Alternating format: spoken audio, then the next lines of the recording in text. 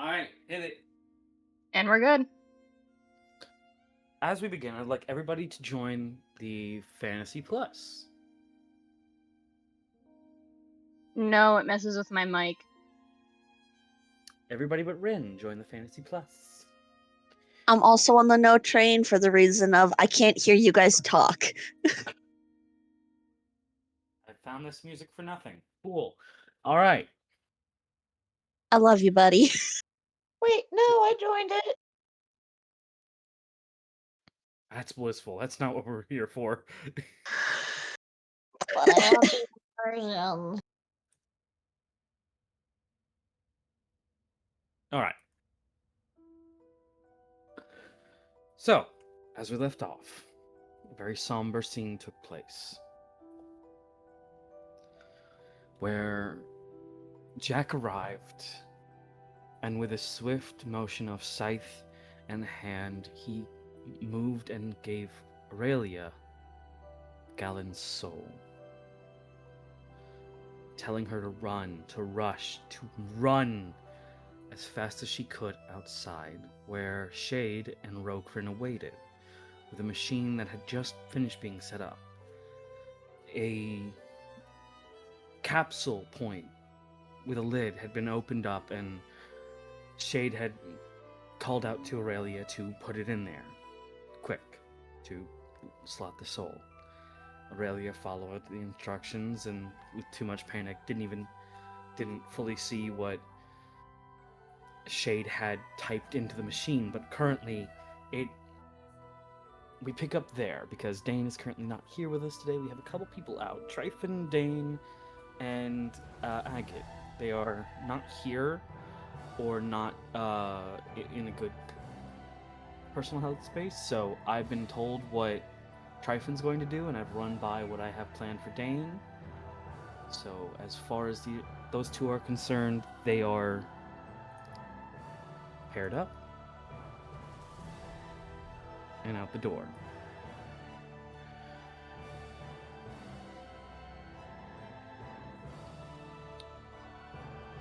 In fact, at some point all of you leave to go outside, where the machine is,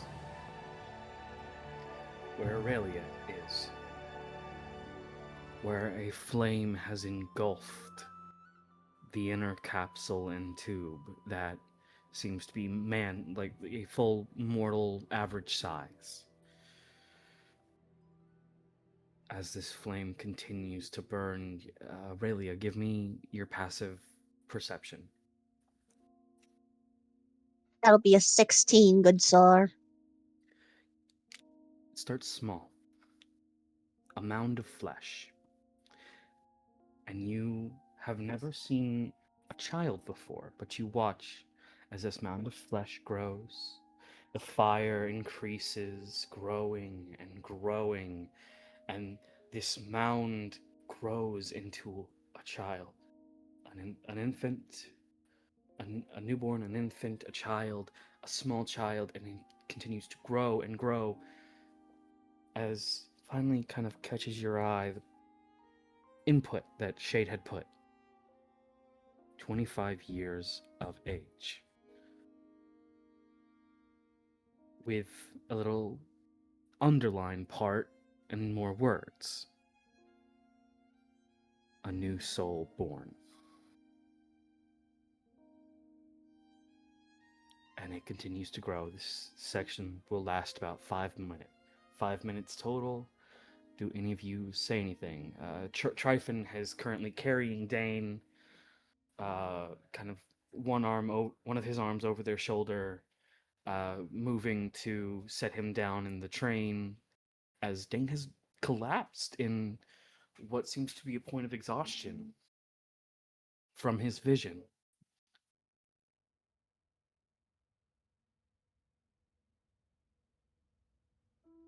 Orlain kind of can't. Yeah, Orlain's not here. Agate has moved to the train as well, but keeps eyes as their gem softly glows. No words, no response this time. Just silence. Cupronickel, Aurelia, do you say anything, do anything at all?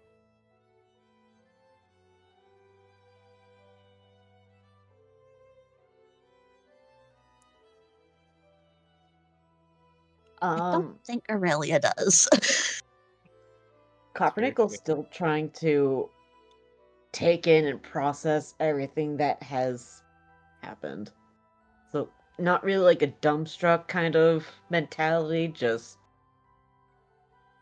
slow processing.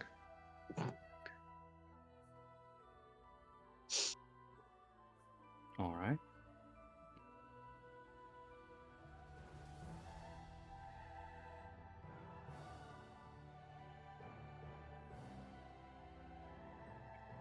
With with nothing being stated and nothing being done, so to speak, time moves slow. 5 minutes crawl past. As they crawl past,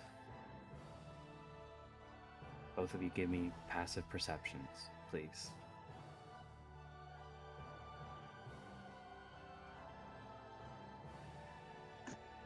I know 16 is Aurelia's, but... Oh, is that a dice roll or... No, it's a little number. So on D&D Beyond, when you view your character sheet, there will be 3 numbers called passive perception, investigation, and insight. They're underneath your saving throws. Yes. You have a passive insight of 12. You want a passive perception, buddy. Perception. Right. Yeah, passive perception is 12, passive insight is 15. That's the proper wording. But as you don't hear him, but you see him again. Aurelia, Jack has returned. And this time he's actually wearing his normal clothes. Hands in his jeans, his jean pockets. Couldn't find Orlain. Fucker's gone. So, how you feeling? And like he nudges your foot with his foot, keeping a clear 5-foot distance from you, Aurelia.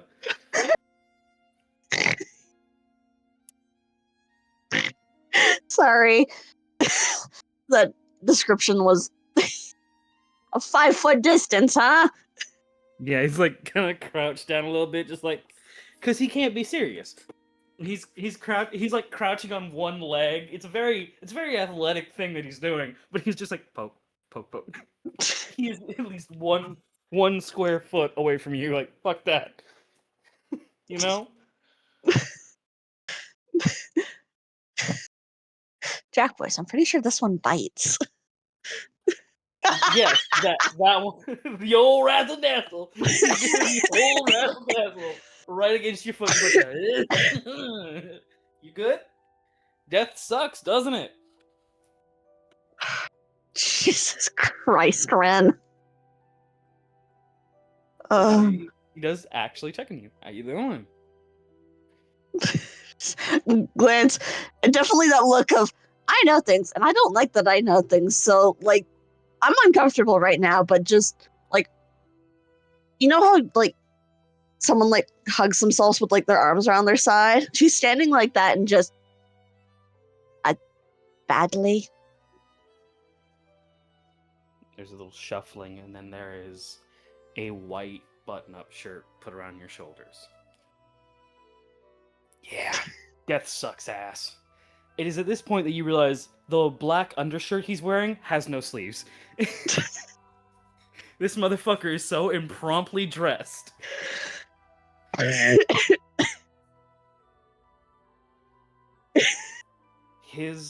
As he shows his arms, there is something of immediate notion. There are scars along them, from shoulder to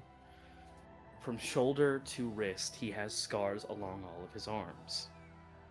When he saved Galen, he had no scars. They were pristine and clean. So, how'd it feel? You held a soul. You saved the day. Feel good? I don't know.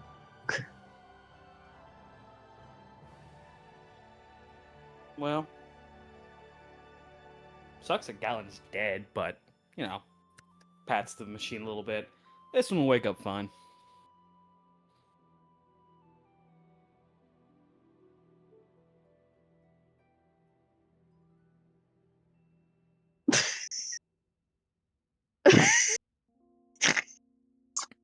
Stop muting Don't focus on the muted VC. I can focus on the muted VC because Jack talks with a smile in his voice. My boyfriend's trying to kill me. Yeah, I know. But I think this is one of those, like, the filter has not come back online yet, so Aurelia just, without hesitation, just goes, "You're weird," at Jack. I am clinically insane, yes.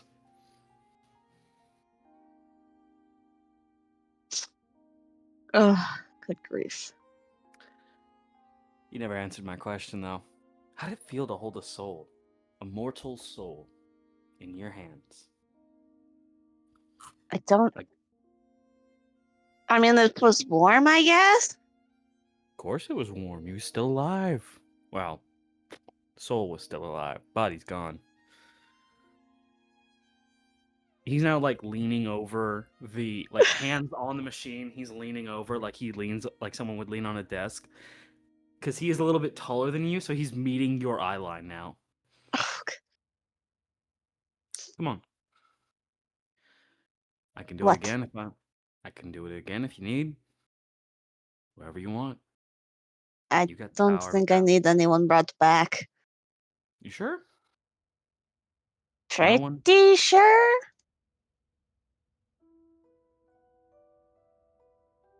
He's not over 6 foot. He is 6 foot. But So's he's- Aurelia! I know, but it's like 6'1" versus 6'3", okay, fucker? That's not how it works! Did Yufi forget how tall Aurelia was? Maybe. No, he's looking at you, and he's meeting your eyes. Come on. You have the power of a paladin now. How's that feel?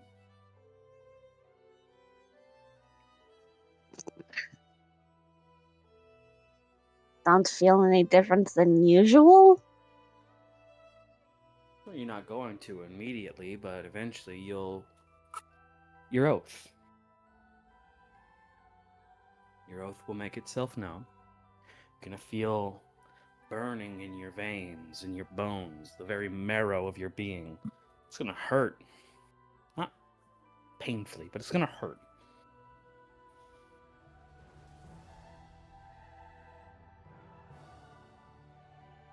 Like a commitment that you can never get rid of.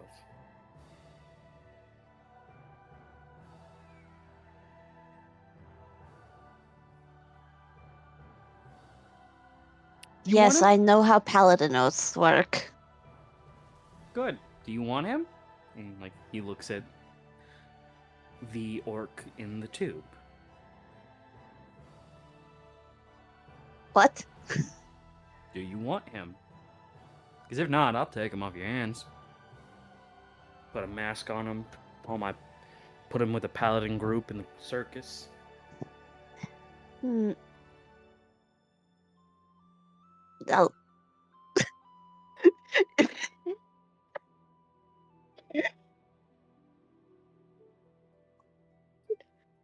You just want Jack, Zag. We all know it. Anyways.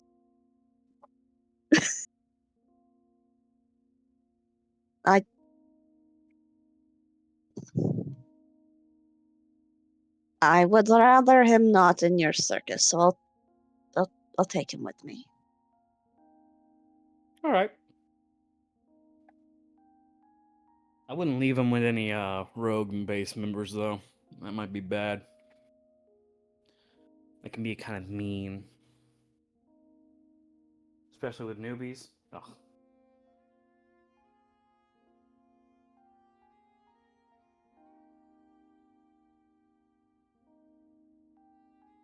I've got someone in mind, I think. Is it Rook? No. God, no. Alright. Well,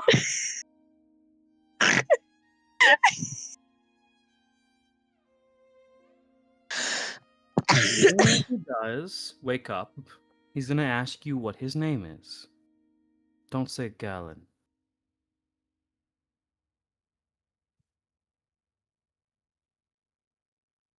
Why not?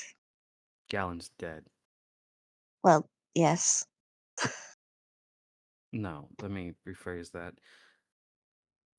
Galen was a sentient clone of Galahad de Fleur, a Yes. vice that was mutated into clones for the ambition of someone who was breaking all the rules. Agate, who was formerly who Galen formerly was always a clone.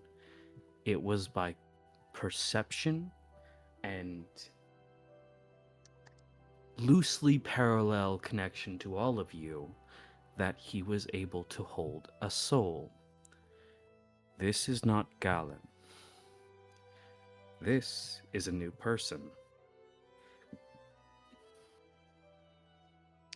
He'll ask you what his name is. And if you tell him Galen, you doom him to a life like Orlain's. Told but not lived.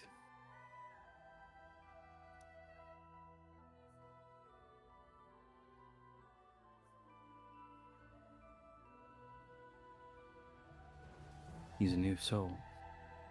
Fresh out the fucking existence. Hasn't happened in so long. Yeah. Non-combative cities have kids that they don't tell us about, but that's not the same. A soul born like this, oof. It's all new. So whatever you do, he is not Galen. Clear? Yeah. By the way, was the headband important? He had a little like bandana he was wrapped around his head. Was that important? Yes, do you still have it? Oh no, that shit turned to dust. Here, I got this though, and he pulls out from his back pocket a little handkerchief. And you see the brand, it has a brand on it called Dukes.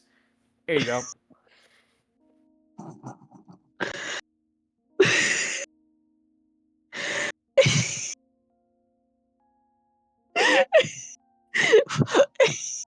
Floating question mark, but like she takes it.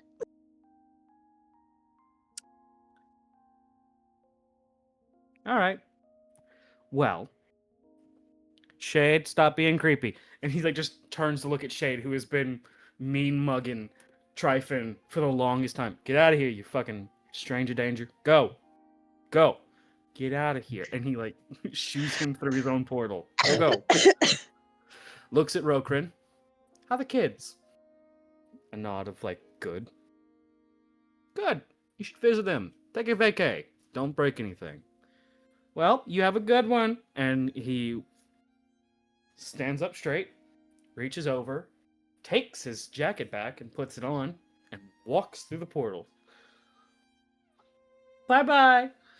And as soon as that portal closes, like a Chuck's screaming in rage about the Duke's comment. I'm not kidding. After I said it, he started meowing like crazy. He's on his way. Yes? Do you have complaints about the chicken? Do you have complaints? Oh no, you're assaulting me. Okay, cool. Um. Oh my god, why are you climbing me? Okay. But no.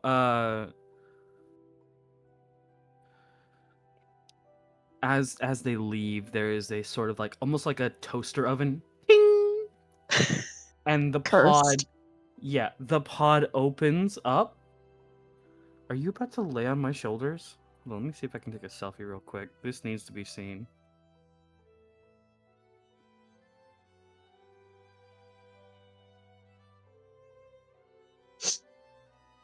Oh, good grief. He just came in here and he's doing this. He's a baby boy.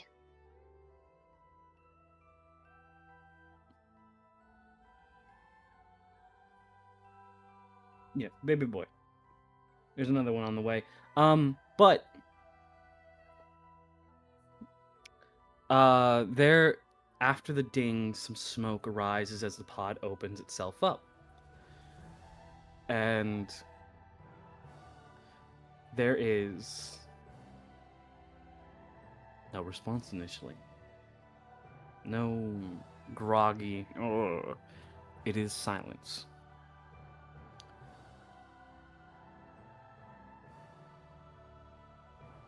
As far as you can tell, he's alive. This orc is alive.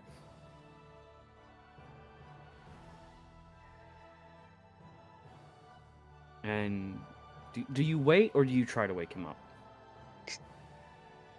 Just gonna wait for like at least a few minutes because like that does not seem like something you want to forcefully wake people up from.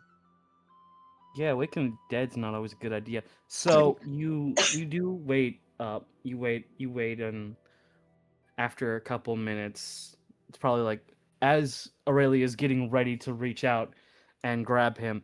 Are you all right, sir? I love that you're on my shoulder, but stop making biscuits out of my tits. Okay. Aren't you glad that's on recording forever? It's been on recording before. So as like you're reaching more than likely around this time to wake him up, his eyes kind of open, and it's that I'm awake now. Kind of like silence almost. And he looking at between everyone present.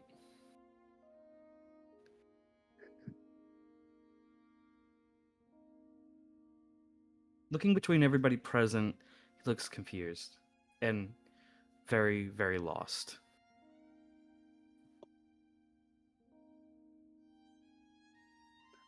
So softly like offers her hand to him just like as a you can take this for support if you need. With the softly is just try to just focus on breathing for right now. Staring at you, staring at you. Breathing like you would at a doctor.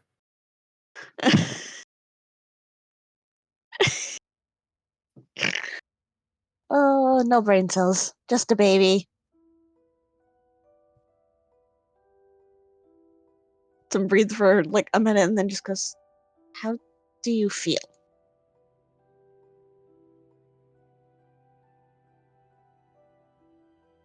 Cold? I mean, that makes sense. It's cold here. Kind of looks down. Am I naked? He is just covered by a towel, by the way. Yes, mostly. We can get you some clothes. Don't worry about that. Cool, cool. Like he's just staring at you and your clothes, and he's like, looks over at Cupronickel, what they're wearing, and just like, am I? What? What? Where am I? I'm not sure what the exact region is called, if it has one, but you're in a tundra on the north-ish part of this continent. And what would that be?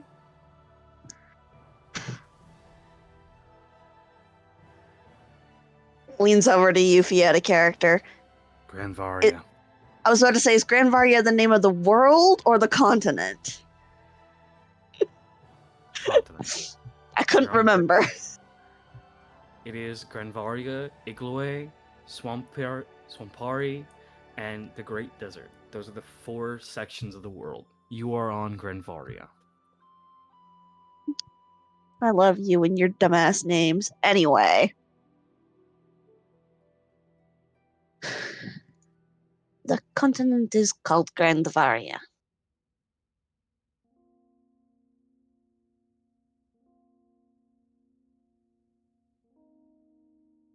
Granvaria. Alright.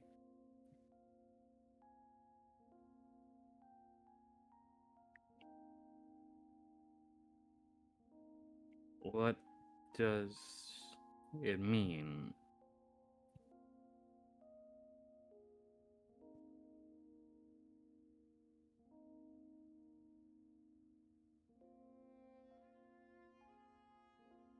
The name? Yeah, 'cause, names have meaning, right?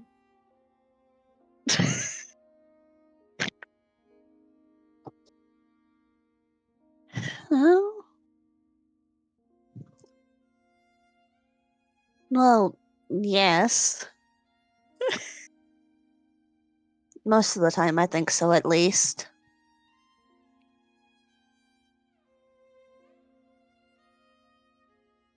I think it means something like great and vast? Give me a history check. Oh no, a history check.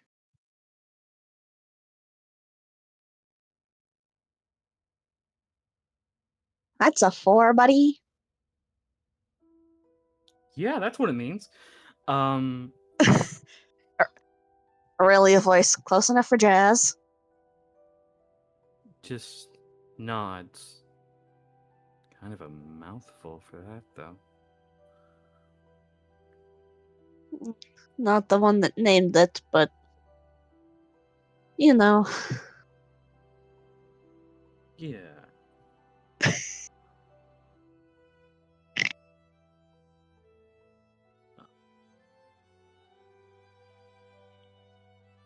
how are we on that clothes thing? It's like really cold.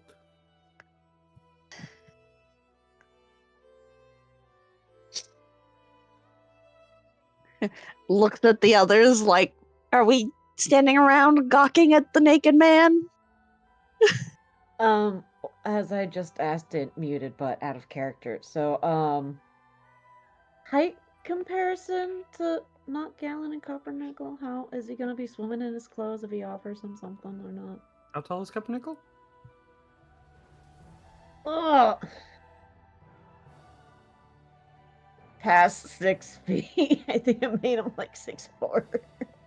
Why do you guys make them so tall?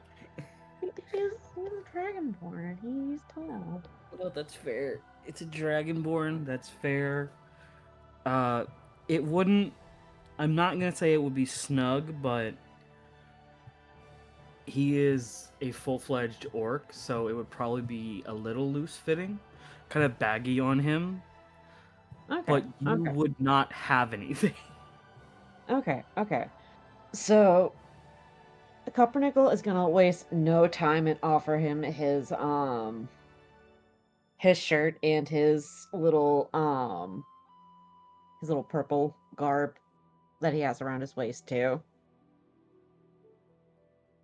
Here you go, buddy. Here, hopefully it has some of my body warmth to keep you snug and warm you up. just the nod of like, cool, cool. And he puts the shirt on. And he's going to quickly kind of like instinctively tie the towel around his waist because like no one offered him pants. He's just there. He's essentially just there now. Like he's full on kilting it essentially.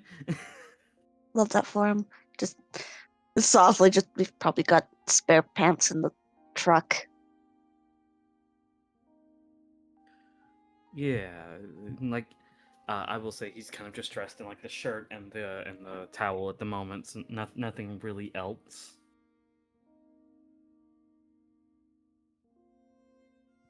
As you have not said that you've given him the headband yet, so Yeah, just holds out the fucking thing to him with the energy of like, I don't know what to say about this, but this is for you, which is like awkward. he just takes it and goes, "Is it mine?" It is now.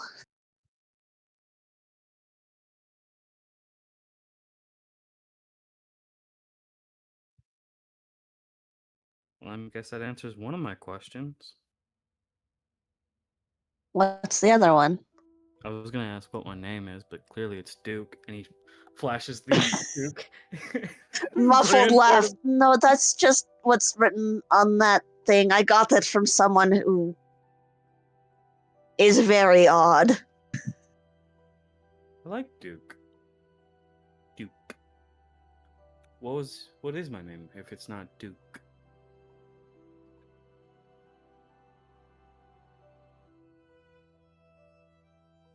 One second. There's a sneeze in my nose. Sneeze in my nose. I'll kill you.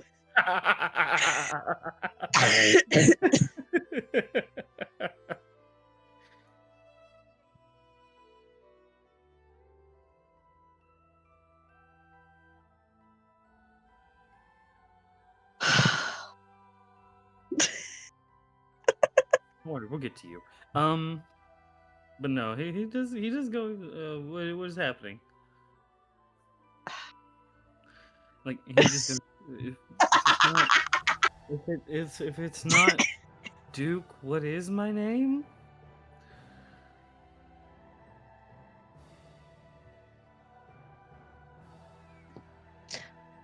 Aurelia just pauses, thinks for a second.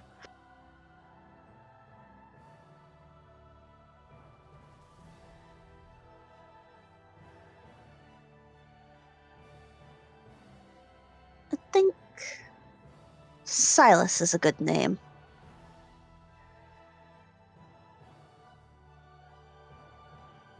Silas. Silas.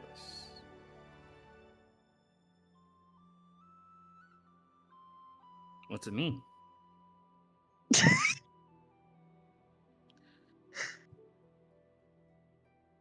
Focus.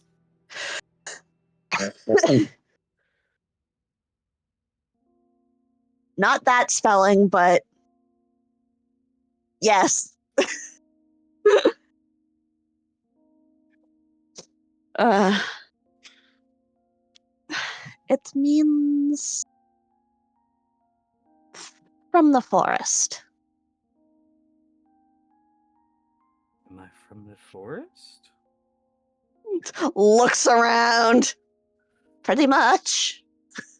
We'll kindly remind you, you're outside in a fucking blizzard biome with snow falling and a destroyed lab next to you. It's focusing on just the forest is a wild thing to do, but he just kind of Fuck you. Yeah, fuck you too. He just kind of nods.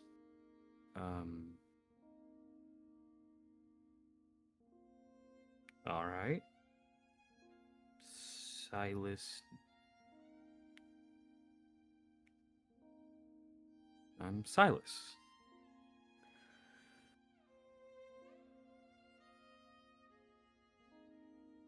Nodding. He doesn't know what to do. Just holds, offers the hand out again. Just, come on. We're on our way out of here, and I think you might appreciate being somewhere a little warmer.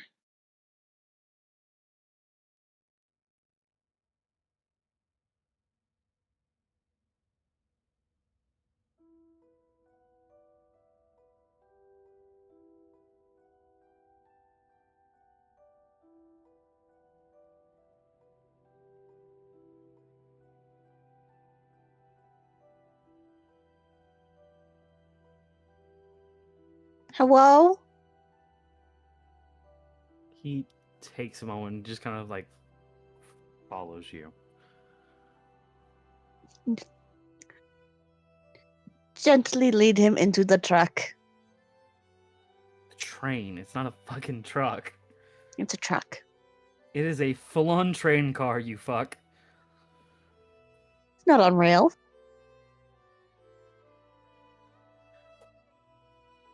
As you lead him into the train, the caravan as it's properly called, he he sits there, like he finds a place to sit down and he kind of just sits there, and you can hear him mumbling, Silas. I am Silas. Takes off his headband. Silas Duke. Thinking about it.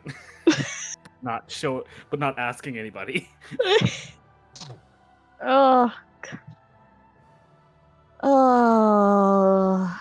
Cupronickel's Still a just gonna himbo. look- Cupronickel's just gonna look at them both out of confusion and slight concern and just raises a brow at Aurelia because he doesn't know if he should say the former name or not. So he's just like,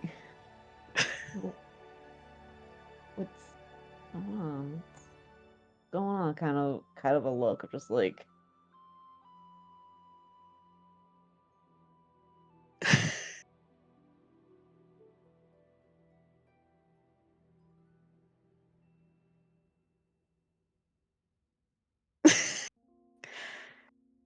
God. I will say Tryphon's probably moved to the front of the seat. First time driving, we're gonna let them have an auto pass on this perception or performance check, let them just take off without any issues. It's been a long time. And Tryphon will sort of ask, where are we going?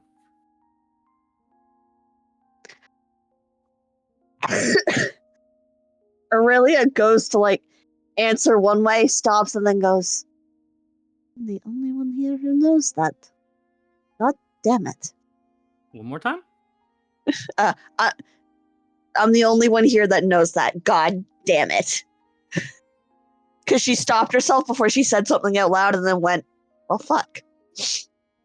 You just get the most Tryphon response of, do you want to drive? I've gotta find fitting clothing for Silas. And I will assume that the original bases have some sort of coordinates that she can give him. Yeah. Important question. Are you just gonna are you guys gonna drop by Rook's or anybody else's before you go?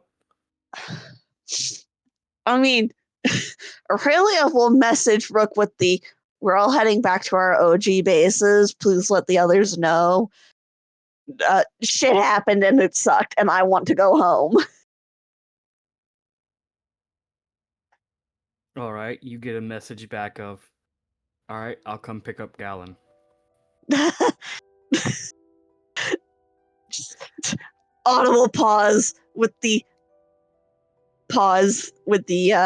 follow-up of, you can see someone dotting for a solid 5 minutes. That's what Rook gets. After a minute of it, he goes, what happened? Just on my way. And then you just see the offline.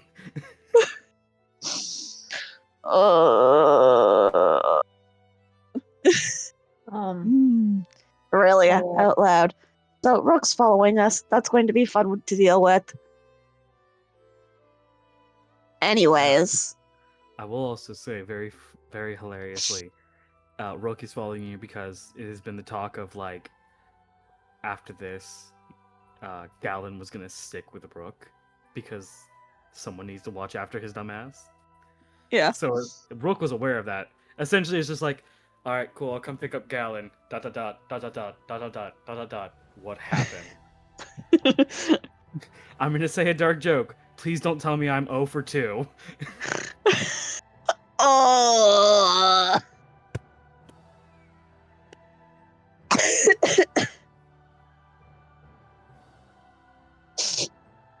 You No, do no, not no. get that. Just a Yufi joke. Nickel has an original base. We just set it Yeah. on fire a little bit. It's fine. No, that shit's gone. That shit is gone.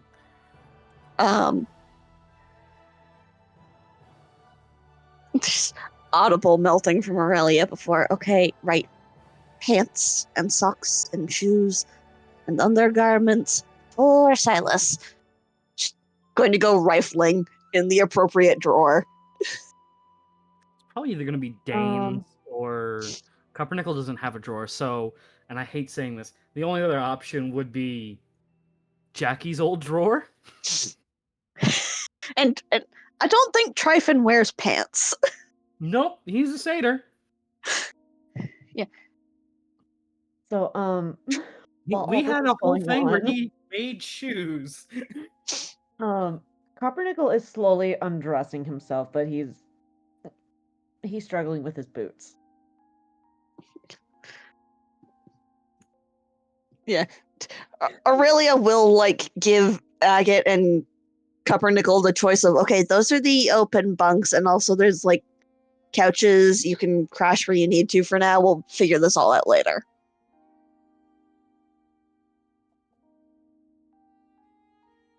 I'll make a new one of these soon, but I'll say that he's right Ren there. made a lovely one. Do not throw it out.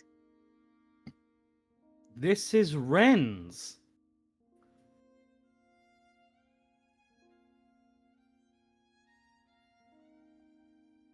What are you talking about? You said you make another one of these soon. Galen's Also, pit crew. okay. This guy, I'll make another one of these soon. I thought you were talking about the map. Also, I've been stuck on the world map for like however long we've been here. No, I moved it to the world map a little bit ago because I've been deleting the maps. We're not going to use anymore. The main lab, you're never going to fucking go back there. That bitch is gone. Yeah. It was more of the I hadn't moved to the train and it was sounding like people were on the train. Yeah, no, you guys are. Yeah, no, I had to refresh my owlbear because I was still on the world map. No, I just moved to the train, like right now. Yeah, mine didn't move. Oh, okay, fair. So, Silas is on the couch. He's sitting there, making sure no one sees his bits, and he's just waiting.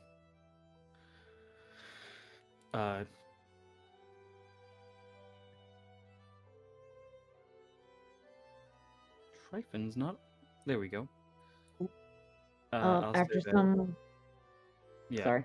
Tryphon's driving. We'll say that Dein is in this cot, essentially just resting. Because if you're gonna be moving and you have someone passed out, it's better to put them in something that has its own stability. So The hammock auto adjust. The bed down. yeah. So Dein, who's still kind of out of it, exhaustion, is currently in the hammock resting. Agate is. I'll say Agate probably calls this bed. Well, I was about to say we all have beds here, so Agate has the orange bed. Calls this bed. That's what I said. But after a while, you do get the message of Where are you from Rook? Location now.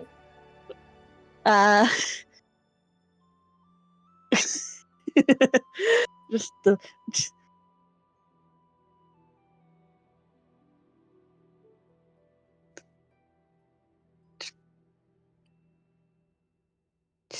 In the train, heading back to our original base. Location. I'll meet you there. We'll send Rook the coordinates for the OG base with the message of, do not fuck shit up there. I'll kill you. Do you tell him anything else? Send him any more messages?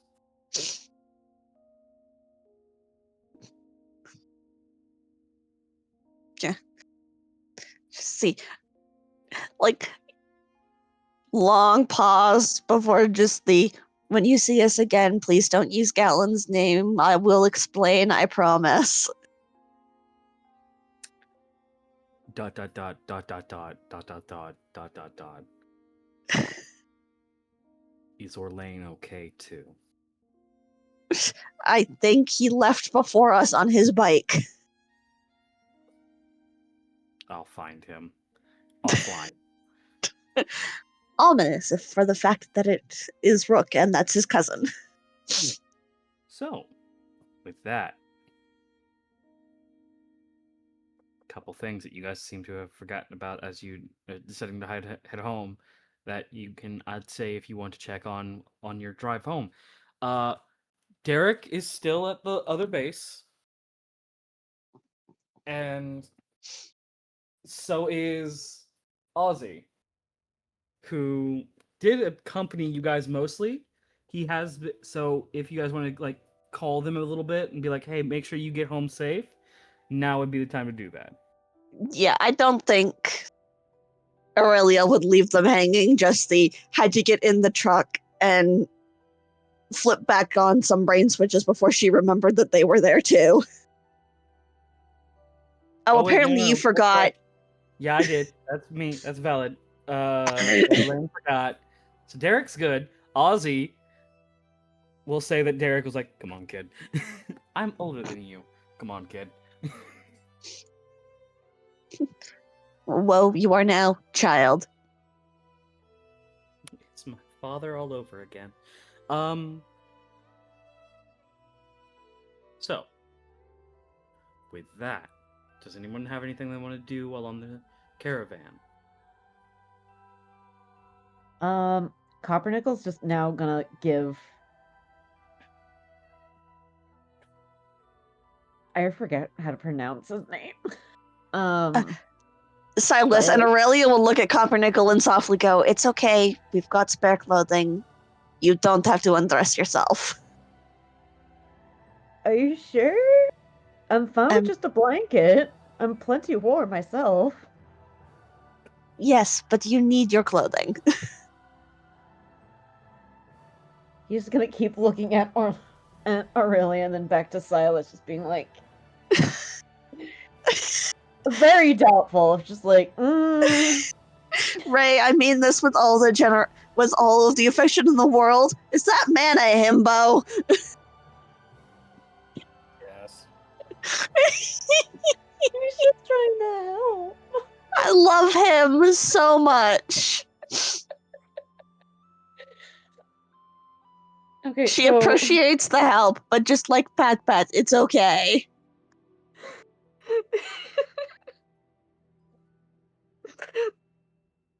so I guess instead he's now just gonna offer him his blanket off of his bed.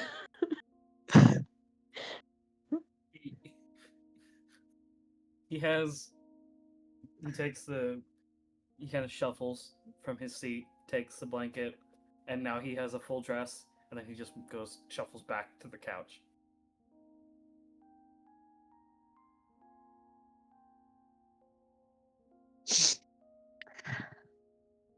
Are you sure it's not Morik, Ren?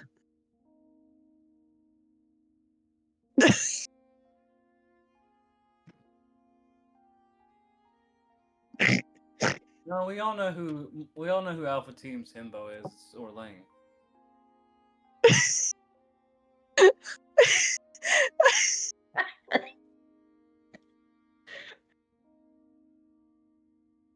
you a bad bitch who can do both.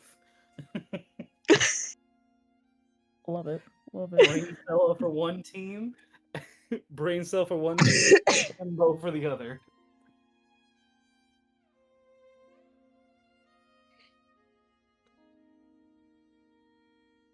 So, after that, does anyone have anything they want to do? I say if there's anything that anybody wants to do, this will be the last thing. If not, we'll go ahead and move on to the next scene. Rattles you affectionately. Let my girl go home. All right. I was gonna ask something, but it's half silly, half serious. Agate. Yeah, there you go. But no, go ahead and ask your question. So first one is out of character. Is his gem still connected to his base that he came from? No. Your gem is no longer connected to your base because your tower is down. The gems are connected to the towers. Without a tower, your gem no longer works the way that it used to. If Okay. you have taken a new gem from the group, then it might work, but that is up to if you have taken one during this downtime. Yes. All right, so you take a new gem from the group. I'll let you describe that in your downtime if you want to, but you can equip it right now if you'd like. Sweet.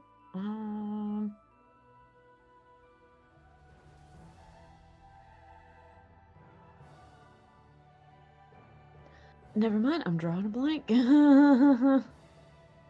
But so- I was gonna ask if he could do a quickly contact Crummy just to make sure that he's still alive. Crimmy? Yeah. Yeah, she's alive. You can contact her. Yay. So you contact her, and you get the update that she's at Rook's base, and she was hanging out outside with the rest of them as Rook, the mechanical reaper, just fucking left in a hurry with a serious face, and summoned a motorcycle that drove off very quickly. Yay. Okay, that was all. Yay. My You friend's also get- alive. yeah, she's alive. You also get the sort of update that there's some people there who are offering them a home and a place away from all this called the Rogue Base. Okay, sweet. Good for them. It is obvious as he gets this information that Cupronickel has a new bit of sense of relief as his shoulders kind of less tense. Because that was kind of like a back of the thought when he had left the base to go after the other tower.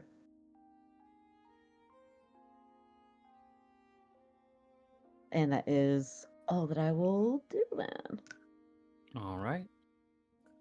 I will say Agate is kind of quiet and will remain so as the gem is blinking, sort of in response to their long bouts of silence.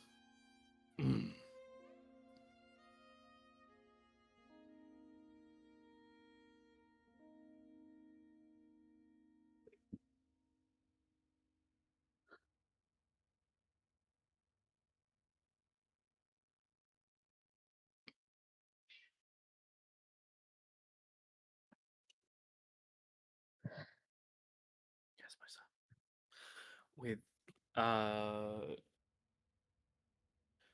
With everything being stated and everything going calm, we will switch over scenes.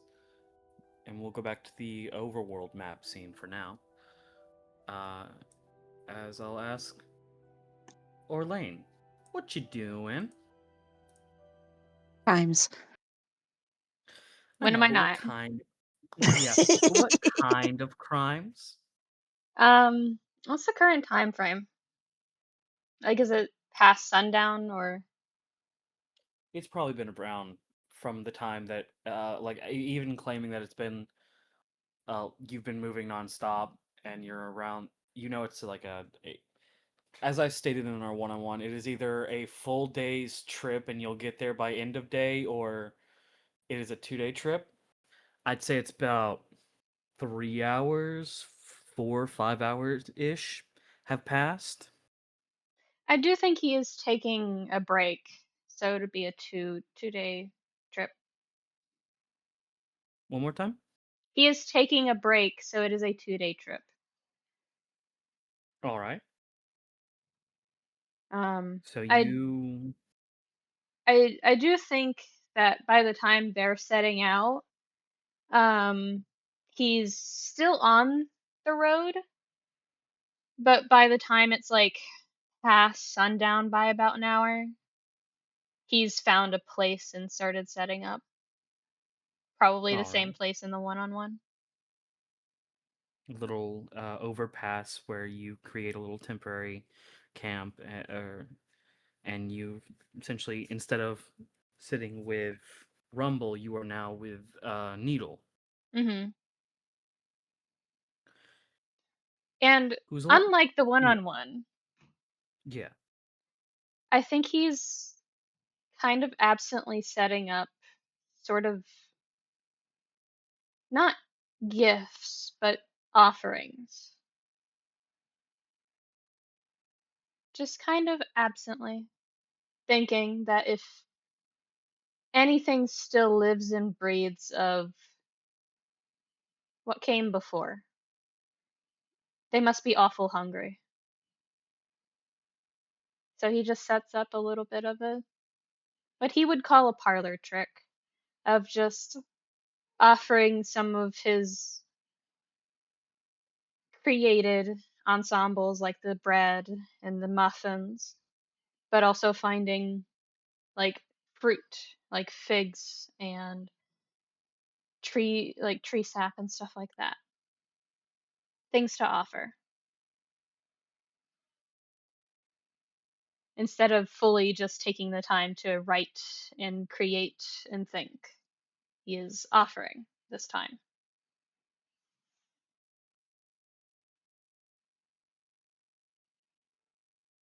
No, not the nectarines.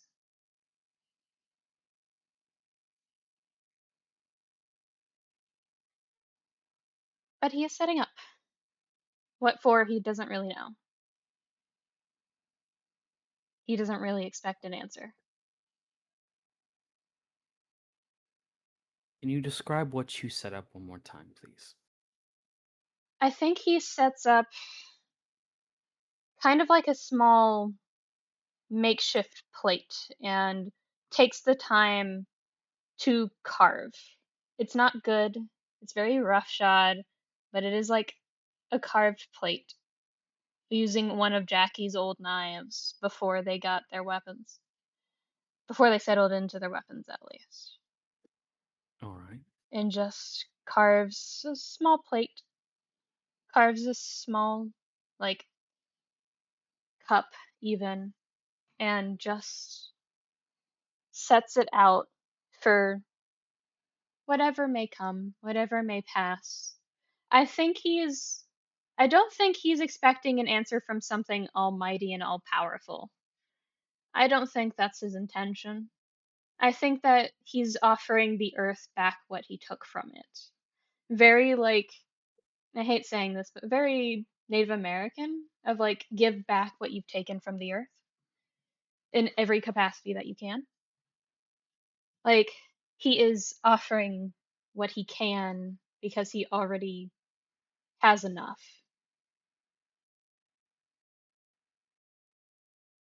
So he is making a little offering table, an altar, if you will.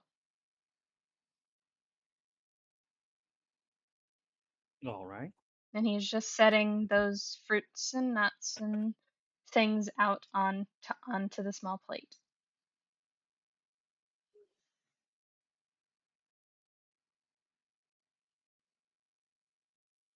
And I do think he does kind of as a gesture of kindness, pour a little bit of the Jakarian whiskey into the makeshift cup. Give me a religion check. Oh, good. This is great. I'm having a great time.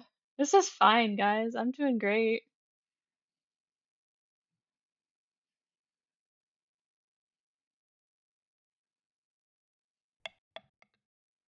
9.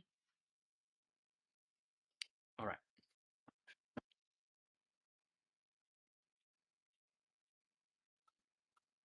So you set this all out. You pour the.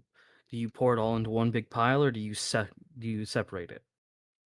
Probably separates it by food versus drink. There is a small cup, there is a small plate. So The flames of the campfire sort of flicker, and there is this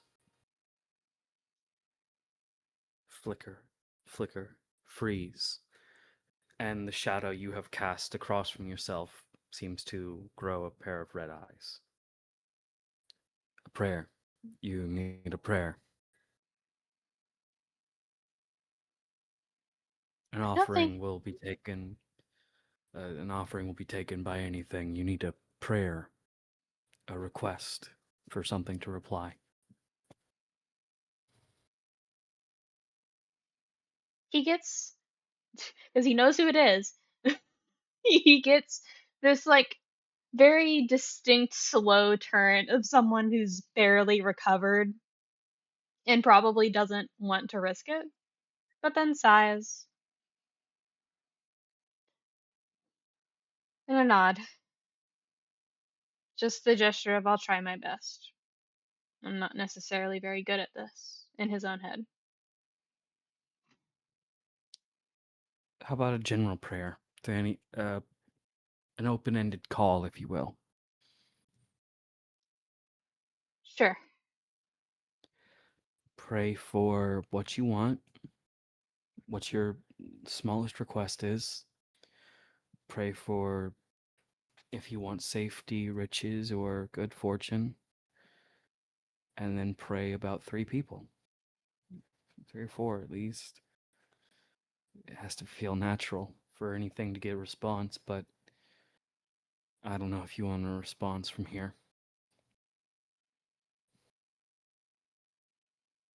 Apparently my it's trying to cuck me right now. It was. It's fixed itself. Sort of. You're still occasionally cutting out on my end, at least. I'll disconnect and reconnect real quick. All right. And they're done. Hopefully it's better now. Because I've been doing this all day. Sounds like it is. But yeah. I think Orlain makes a half-hearted joke of, you think I have that many people to wish for? You don't have to. You just can. I'm making a joke. I have basically an entire team making me worry my ass off. But I get it. Shoo. And just makes a gesture with one hand. And just like, go. All right. And the eyes close, but not before a small, not sludge, but deep red and black crystal seems to have sprouted from the corner that your shadow had grown this set of eyes, and then resulted back. You are now alone again. Or at least it feels like. He kind of takes up post near the campfire, but also partially closer to where he had set out the offerings. And he doesn't say anything or do anything at first. Just sits there, wondering what would be natural to ask of things that are long gone.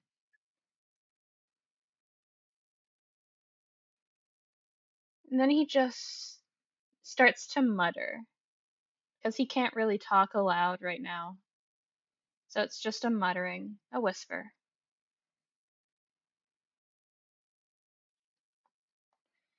To the stars beyond and the space between, to, I guess, whoever is listening to my words.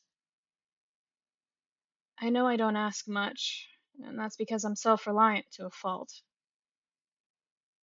I know I say I don't believe in you, and that's not because you're not there, or not present, or even just not looking. In some measure, I know you're there. I know you're present. I know you, some of you, one of you must be watching. But my first attempt at this is not for me. My hope cast into the open sky is not for my own reliance. There is a man I love. His name is Morik. He's hurting. He tries so very hard to keep smiling and tries so very hard to be strong for everyone, including me. There's this man that I love, and he's scared like the rest of us. He's lonely like the rest of us. And he's so very tired like all of us. If you could spare a moment, could you grant him some rest for me? I ask of you this in part because I love him. I love him more than I could ever bring to words. I love him more than this bond that I barely understand could ever say for me. I ask of you this also in part because I want to believe in you. I know that there are reasons why you're not here, reasons why a lot of you have run away or disappeared or just aren't here. I don't know much of your history or the favors you can impart. I don't know much of of the strength of your blades nor the strength of your hearts. I don't know you. And I know I'm asking a lot as a person who insisted hell upon your kin. So please, not as a favor, not as a god, a titan, or something more or worse, as someone who would like to understand, as someone who would like to relearn gentleness again. Watch over him for me. Watch over him where my eyes cannot see and my heart cannot soothe. Watch over his mind and his fears and his dreams. Watch over him for just a little while, for old time's sake. And I think by the end of that, he's practically asleep. As you rest, footprints approach. Crunch, crunch. Staring down at the offering. A hand reaching out towards you at first, and a set of protective red eyes watching from your shadow once more. But the hand moves down to the offering, grabbing the whiskey first. A sniff. Ooh. A female voice. Hot there, strong. Taking a big gulp of it. Looking at the food and sitting. The clanking of a sword and a spear being set down. As someone feasts on your offering.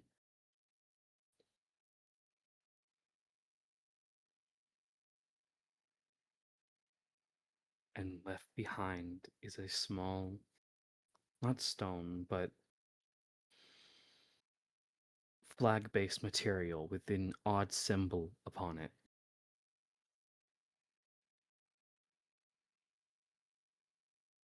A two-sided spear with blade on pommel and a blade on tip, with a flag kind of coming off of it. A soft clap and stand as the figure picks up her blade and picks up her spear and wanders off once more.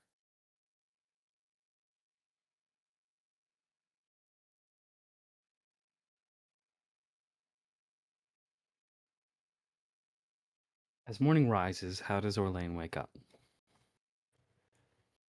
I think he wakes up confused because he was sitting basically right in front of the in front of the offering table, the altar, and he's waking up to it being practically empty, if not entirely. It has been completely cleaned. Like it is like someone had completely finished their plate and left a folded flag with an emblem on it.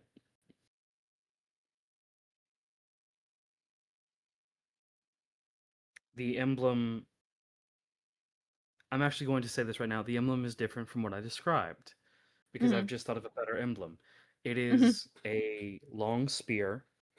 Do you unfold this flag? I think it. I think he does after a moment because he's half scared that he's still asleep. It is a long vertical sphere.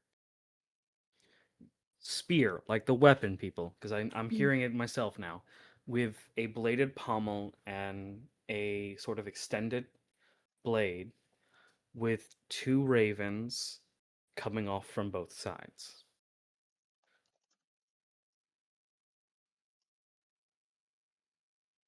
Kind of think the infamous sign from Second Son before it started tilting, that kind of star, but with a spear down the center. Okay. Do you take it with you? Yes.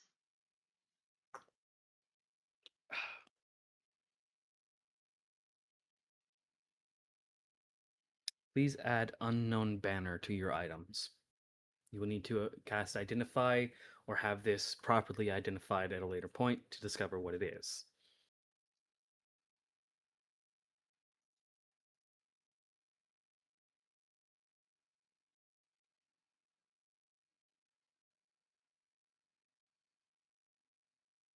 Well, here's the thing, Chief. I'm Artificer right now, aren't I? You are, but you also want to get home. This is true, and it would, without using a spell slot, it would take an hour. Mm-hmm. So I guess he like considers sitting down and resting for the change, and just kind of shakes his head. Of just he'd rather get home. He'd rather go anywhere else than stay here. And just puts it in his backpack and starts to head out again.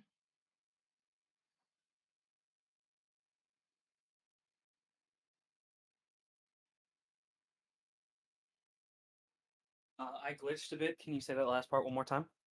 He puts the unknown banner in his backpack with the rest of the stuff he has to show to Clyde and just takes off after making All sure right. the fucking thing is properly set off. All right. You set off. Aurelia and Cupronickel.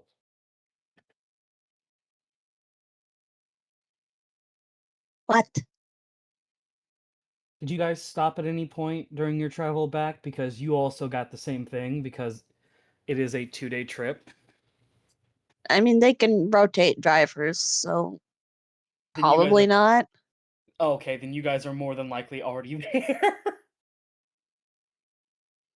Since Orlain did take a stop to rest, and it will be getting there early in the morning. You guys have arrived early to. I'll say. I'll That do this doesn't make actually. any sense, actually. Hold on. He took off about an hour earlier, rode at full speed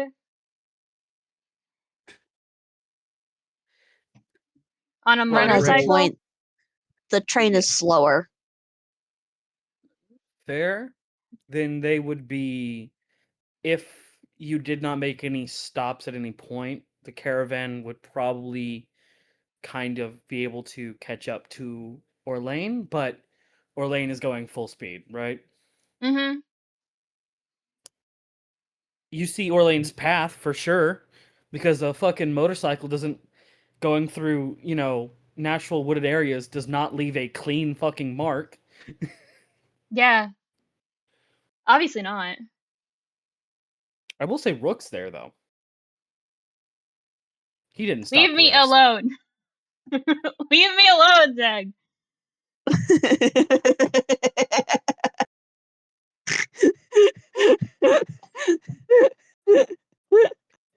Session 2, actually. He died session no, he died session 5, I believe it was.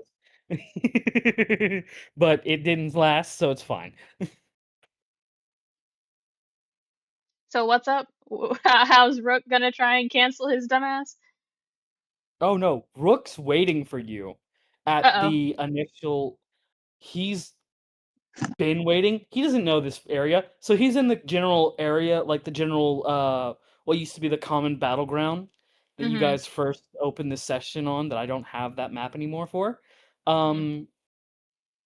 So he's sitting in the center of it where you guys had met Cece and her mother, his mother and all and Lancelot and all that, and he is sitting and waiting. He does not look happy.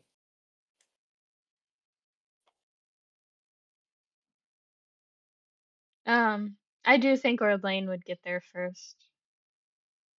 If only by like a quarter of a day's travel, maybe.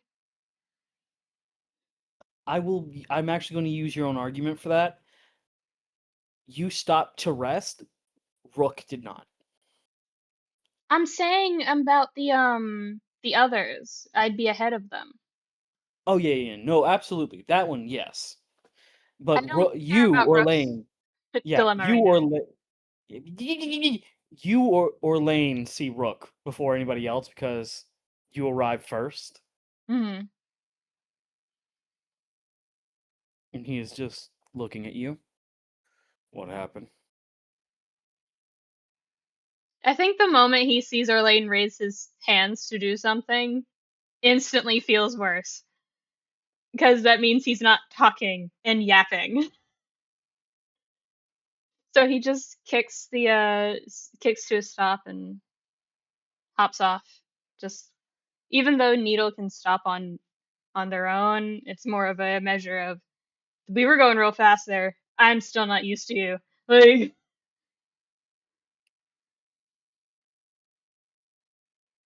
because everything has been full speed, if you haven't noticed. Everything has Yeah. been full speed. Um, so he kind of has to gear towards a stop more than full stop. And when he does, he hops off and just shrugs, like, what do you want me to say? And then goes a lot in common sign. Why aren't you talking? Taps his throat and makes an X. Okay. You And still want to then go home? very, very gravelly, just, I can talk, but it won't work very well. You still want to go home? A nod. He points you in the direction of a field. When I got here, a wolf came out of that.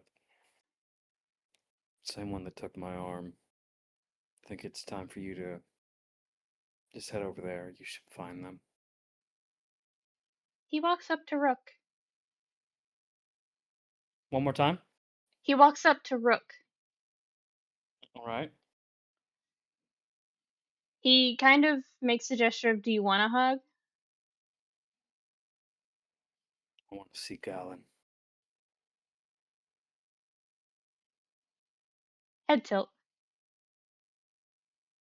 He pulls out his communicator and shows you the messages he got from Aurelia. Oh, the dark look on his face. Fucking matching cousins right now. Yeah. So I'm gonna wait for them, get Galen, and go home. Or whoever, since I'm not allowed to call him Galen. He sighs, nods, and just pats him on the shoulder. That gesture that they had done countless times by now of, I'm here if you need me. He does hug you. Hugs back. It is the hug. It is what you would recognize at this point as like the most caring hug he can give because it is with his.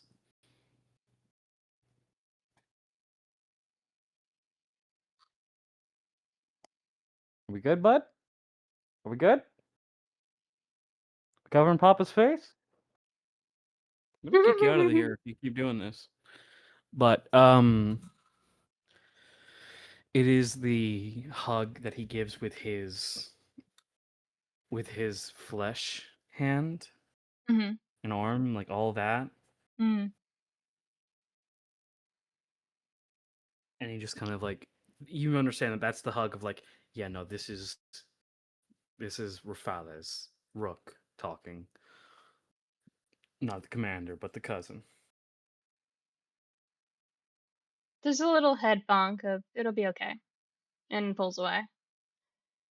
And goes to head off towards the wolf because, yikes, of course Izanani would be here first. Of course, the universe literally goes, hey, buckle up, Buttercup.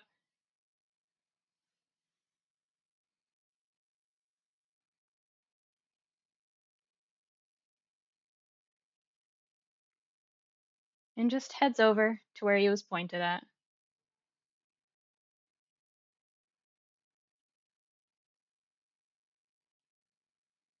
You move to. And I'll start reciting what we did from the one-on-one. You move to the open field. Looks empty. But you feel like there's more. There should be more here, but there isn't that you can see. Do you head in? I think after a moment of hesitation, he does. It's like a absent-minded wondering of like, is Rook having a stroke? No, not right now at least. Like, One more time. I feel like it's a moment of like a half joke. Leave and rejoin.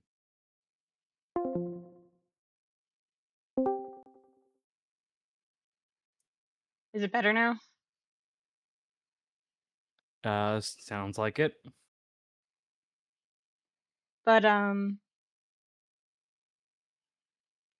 I think his entire ordeal,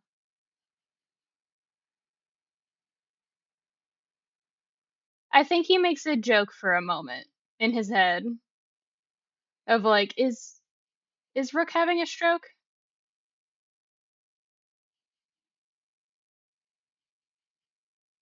And then realizes no, that couldn't be it.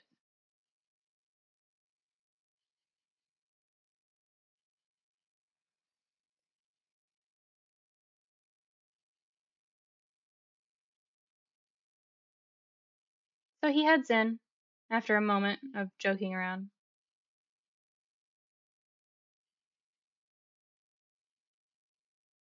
You head in, Hmm. and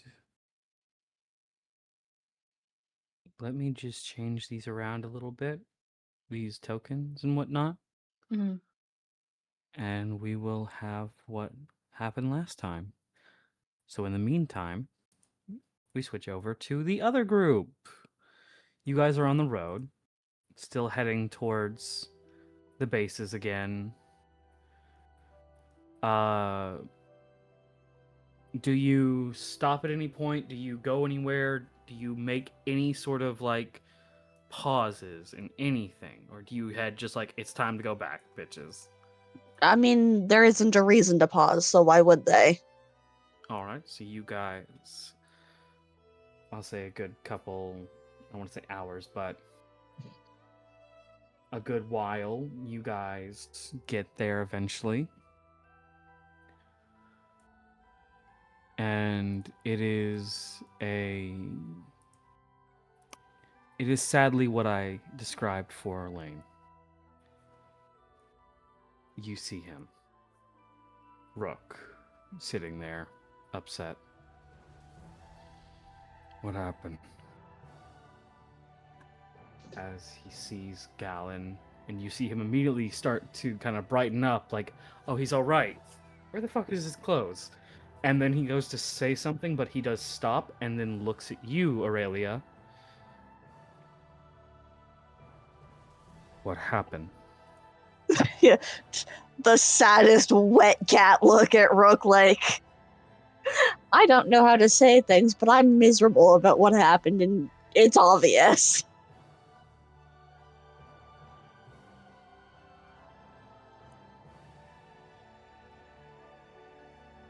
Just be honest with me.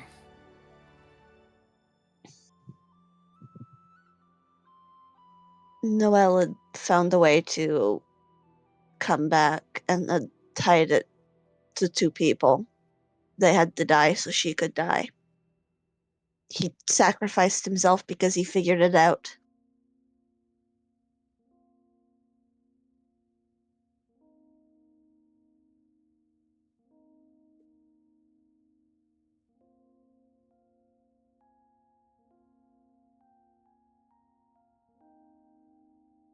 And I'll say that Silas is kind of not present, or at least kind of like, ooh, look at all the pretty places, because he's never seen anywhere but snow so far. The He man's is? poking the grass. Yeah. And he is?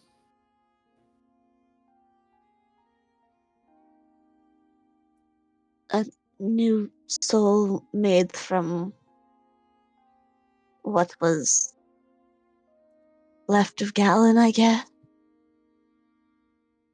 Because Galen was a clone. So this is something new instead.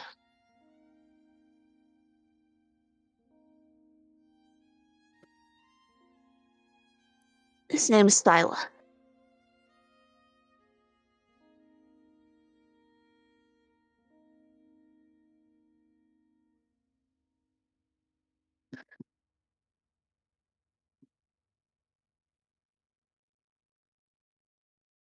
I have said Silas every time. Did my microphone be a bitch? Mm-hmm. Just on God, the last. God fucking damn it. Yes, this is Silas.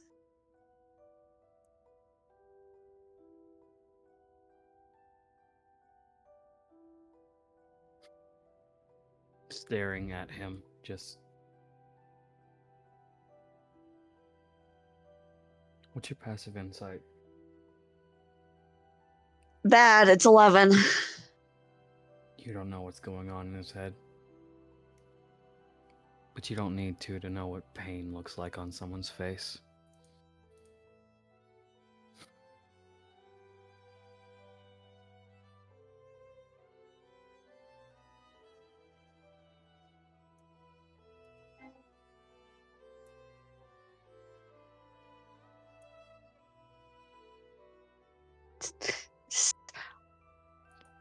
Audible sad wet catness. Just like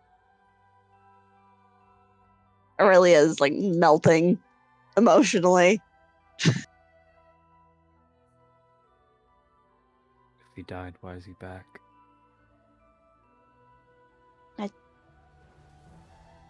There was this machine. What kind of machine? I don't know, but it grew a body for him out of the soul. You. How did you. You. What? His soul?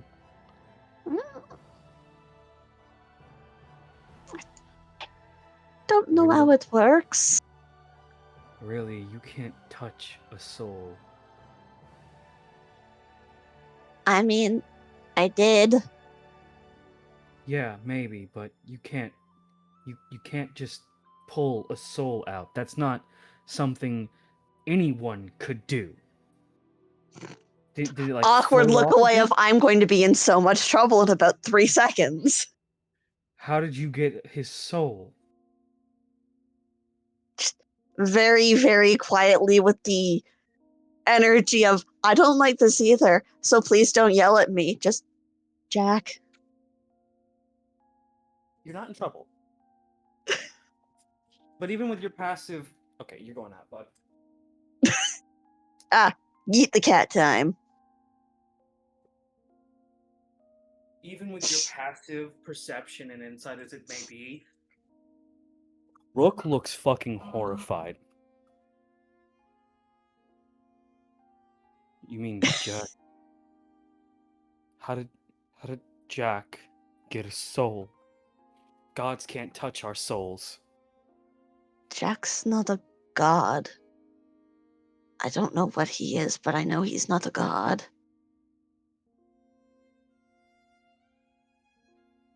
Give me an insight check. Yay! I have a +1 to those.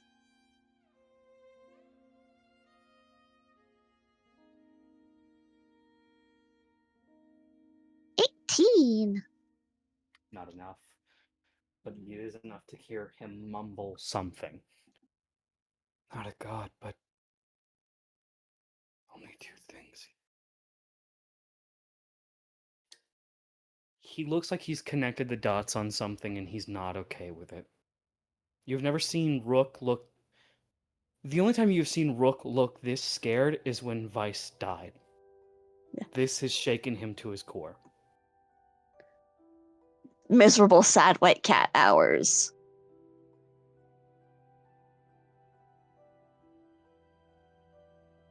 Kind of looks at you and he's searching to see if you're lying to him. How did he do it? Do what? How did he get a soul? How did he do it? I don't know. You were right there, weren't you? Doesn't mean I understand what he did. Actions. Aurelia, what did he do? Did he fucking snap his fingers? Did he write a spell? What did he do?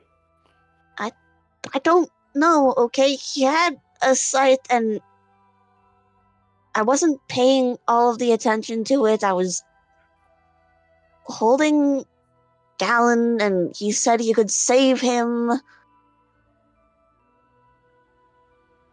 He said he could or he did save him.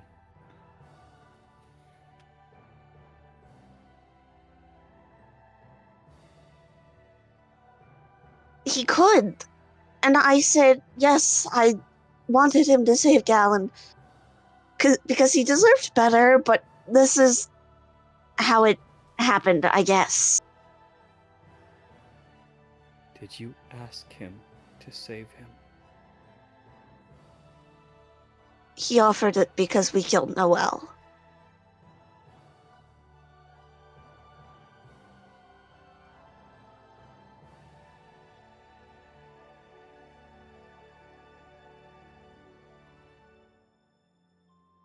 Only three things can touch a soul. You said he's not a god, right? You said he's not a god. I'm pretty sure he's not a god, yeah. Are you pretty sure? Are you certain?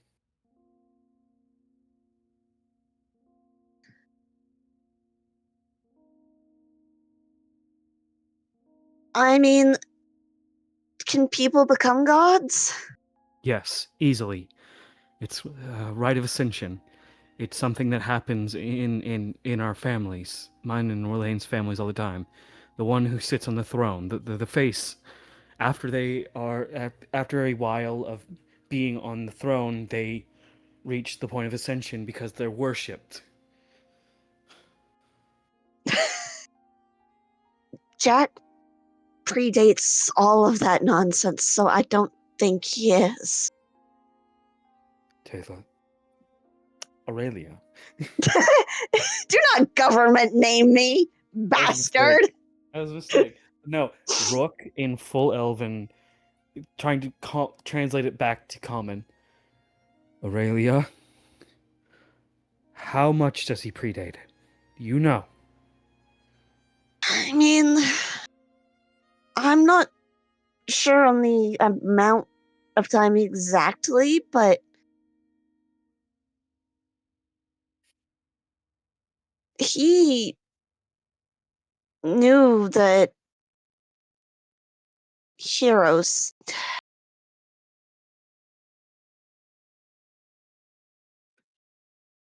I've seen him twice now in Visions from Alexandra. Aurelia, only 3 things can touch a soul. A hero, and he pokes you in the chest. A high god. Or a titan. And you said he's not a god, right? Yeah, I'm pretty sure, yeah. There's not a titan named Jack. All titans are bound by a name that they cannot forego. Are you sure? That he's not a god? Pretty sure. What the fuck is he? But like I said, he's old enough. He was with the heroes.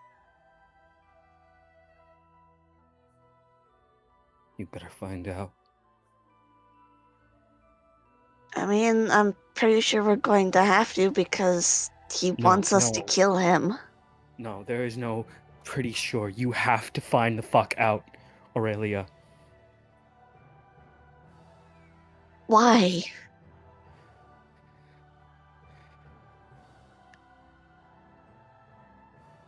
Our world is set up by the recycler.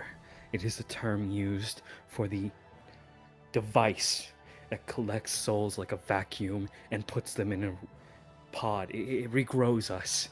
It's where we go after we finish our service. And he rolls up his sleeve. After we finish our service, we go into the recycler. We live what they promise us, a full life in our mindscape. No war, no anything. We are given freedom for a lifetime. And then they throw us back out. A machine has to do that. How the fuck did he do it? And you said he's not a god. You're sure about that. So what the fuck is he? Because Jack is not the name of any titan I know of, and I have looked in the books!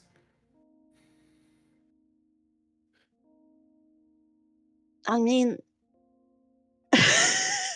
Aurelia's giving him this, like, confused, sad, wet cat look because, like, she said several times now, he was with the heroes. The connection is there. Just... There wasn't a hero name. Find out what the fuck he is. You find out what the fuck he is and I can kill him. I'll make something. Just puffs out cheeks. He wants us to kill him.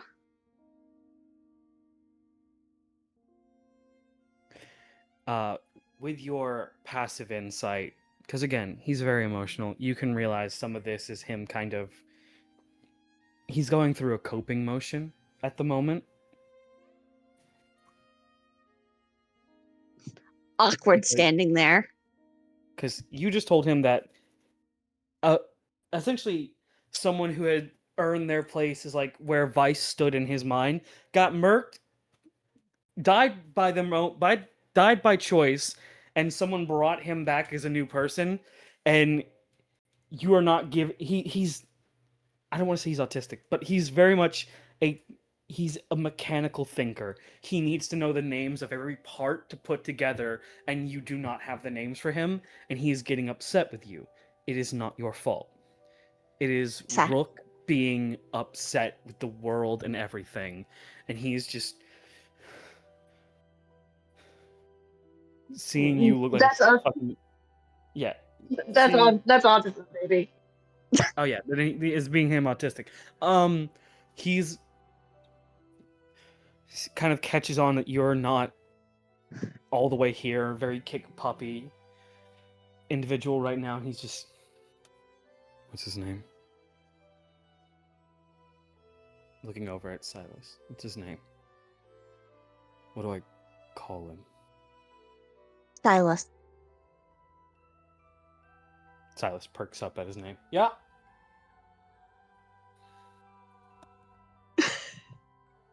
Oh, y'all good? We'll be all right, just having a difficult discussion. Oh. All right. Turns back to Agate. What's this one called? Looking at a dandelion.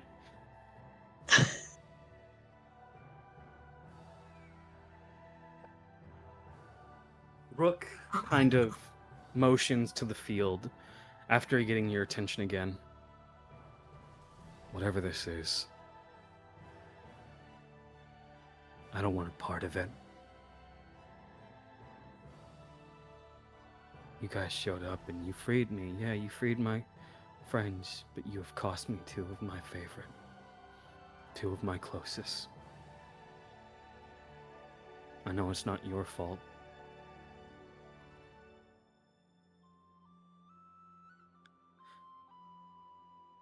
I've already lost my heart once. I can't lose another one.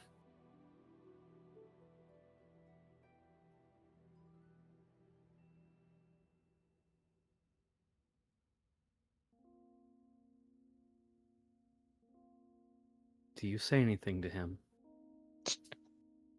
Audible, sad, wet cat. Just like the air of, yeah, she knows they're bad news. Look at me. Look at me, Aurelia. Sad, wet cat look. Don't be complacent. Don't be all right with this being how it turns out.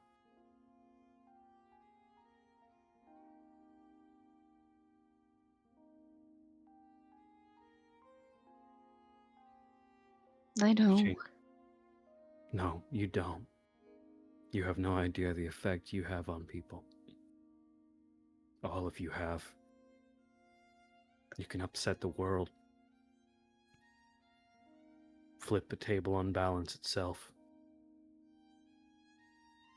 You have a lot of power. You need to learn a lot more responsibility. A lesson that took an arm for me to learn. Don't let it cost you any more. You're a team, right? Nods. Galen wanted to be a part of that team.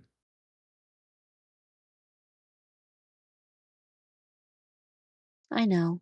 I remember. You better do him proud. And he walks over to Silas. Hey, name's Rook.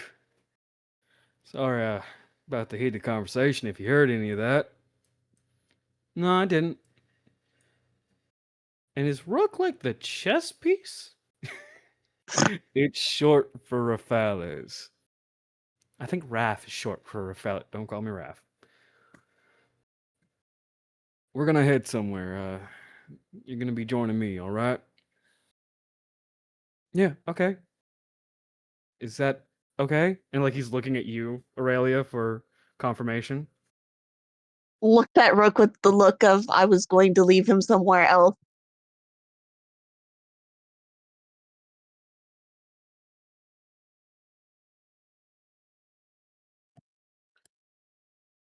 We're gonna go to a place called Rogue Base.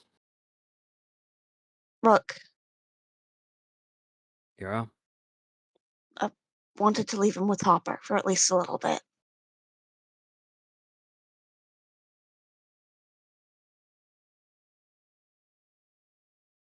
No. And you get a look at you.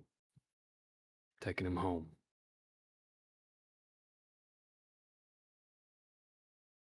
Rook, please. Aurelia, please.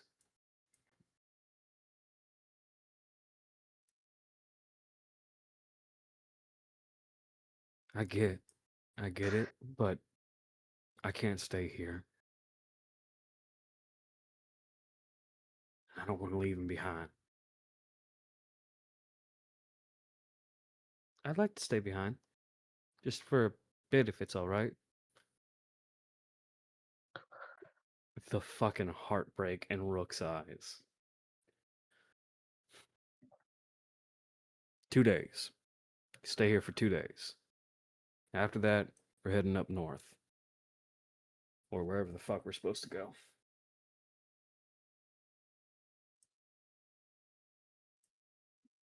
All right. And looks at you, Aurelia, and is like, is that all right, Miss Aurelia?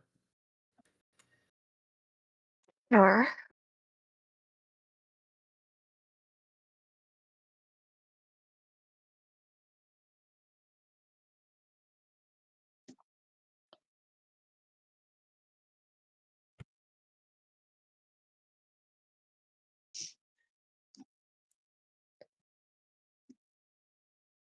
Aurelia, Yeah. you feel a small nudge from your back. Very clownish hand pushing you forward. Why is Alexandra bullying her? Give me an insight check and find out, motherfucker. Fuck you.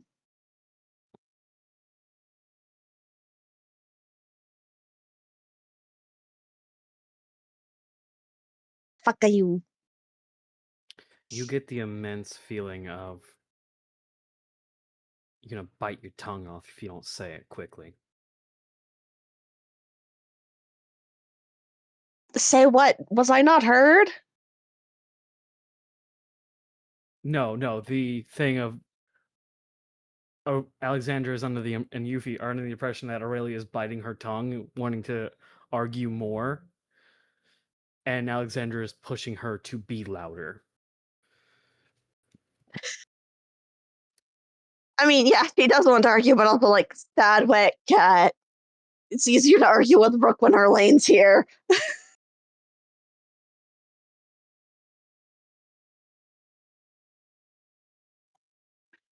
Again, the smack.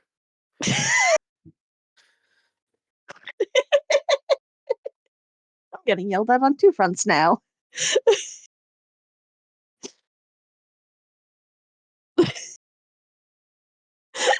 No. The connection here is Brooke's generally speaking in a better mood when Orlain's around, just by proxy of Orlain being there.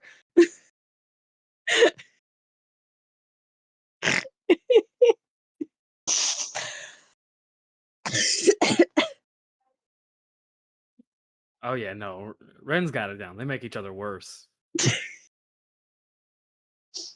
But if that is all, we're going to pause right here and take our first little 10-minute break. And we're back.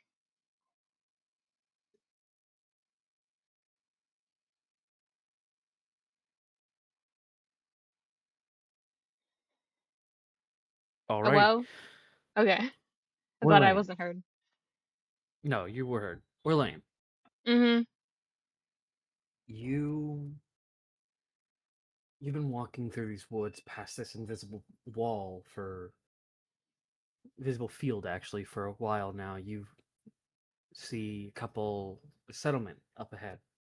A large barn, a couple crop fields and a grass hedge. There is a familiar face not far from there. Not in her jacket, but with her prosthetic and sort of very farmer aesthetic, uh, farmer aesthetically dressed. You see Izanani, her hair's grown out. It's closer to her shoulders now. Hey, It's Yufi. yeah, bud. She Can I seems to be roll doing stealth? something. Sure, with disadvantage. God damn it. It's fine, I have a +7. How bad can it be? +4. Fuck! Disadvantage? Disadvantage. Uh, it's fine. 14. Oh, that sucks. Sniffing That was the a air. 19. Sniffing the air. Head whip.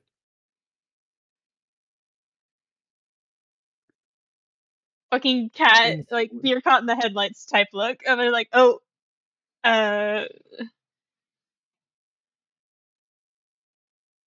Sorry, can I help you? Moving through and then sniffing again. Oh, Orlain.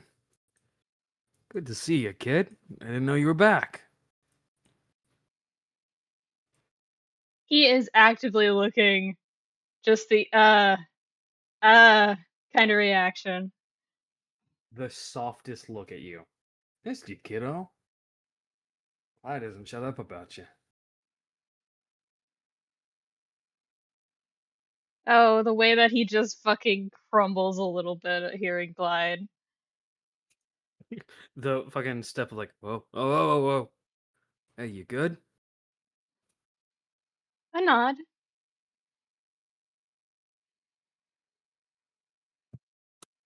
Come here, let me look at you.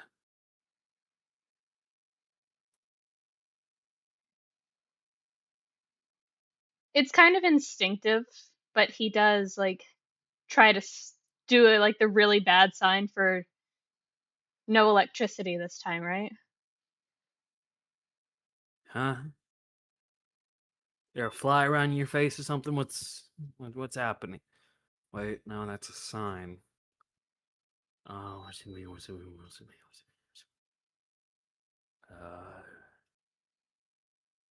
it mean? No. Do it again.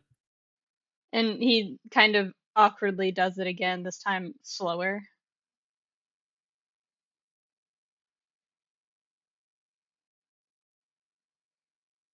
Oh no, kid! I don't have my weapon out, and I'm not bleeding. I don't think.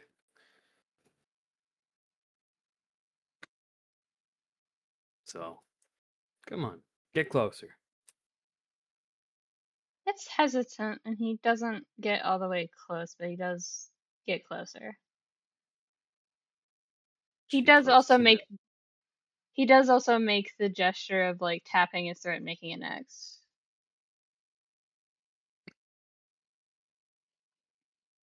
getting closer to you. A hand that kind of crests around the tree she's moving past against your face. You look He like shit, kid. Yeah, he unintentionally flinches. It's a very gentle hand. You look like shit, kid. You nap.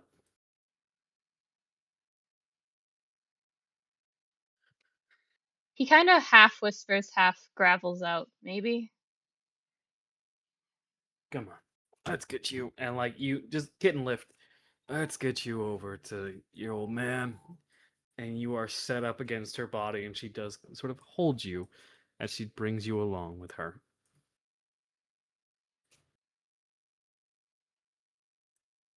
There's a pause as they walk, and then why? No accent, just his normal voice. Just why? Why what? I, well, I thought you didn't care. Why wouldn't I care? Well,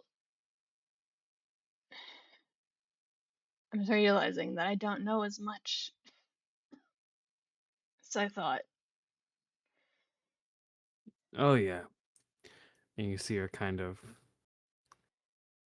move over this creaking bridge. You see a two-story house from the direction she's heading. See if your old man's in here.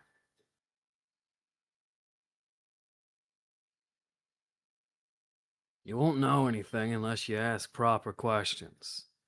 Assuming someone's smart is the easiest way to get in your head. Well, I more meant the stuff with Jack. What stuff with them? The day he led me out of your base. I thought you didn't care. He did what? You got led out and you went with him? I was dissociating.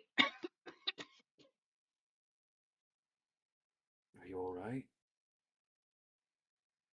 The look of, do I look like he's still got some spitfire in him. She's still waiting for a genuine response. I'm alright. I just need rest. You bullshitting me? My entire world kind of shattered around me. Again. So, no. But yes. We'll put some gloves on and fix it. I didn't know you got dragged out, kid. Sorry. I should have been on patrol. It's fine. That's when I It's met not. Morik, so. No. No, it's not fine. You haven't been okay since then, have you? He doesn't say anything. Sorry. And then you get your ears covered. Hopper! And the soft piano keys that accompanied the opening of the house door come to a ping. Yes. I'm down here. Clyde up there with you? Soft pitter patter. Why the fuck would Clyde be up here when I'm making my magical... No, he's not up here. Why are we... What are you... You did not pick up another stray animal... Oh. Hello, Orlain. It does get him to chuckle a little bit of like, he's not that small, is he? Do you sign that? I think it's bad sign language, but it is a little better because he knows those specific words. So it is like, I'm not that small, am I?